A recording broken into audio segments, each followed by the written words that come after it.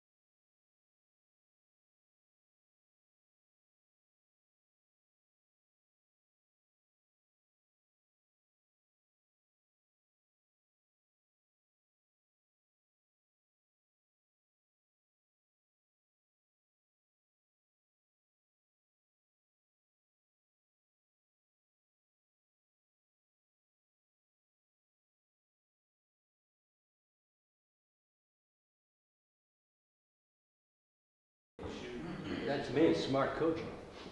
You know, in business, what I would sometimes do is, my business was very similar to yours. I mean, there's projects that involve competitors that have to perform, and there's a winner.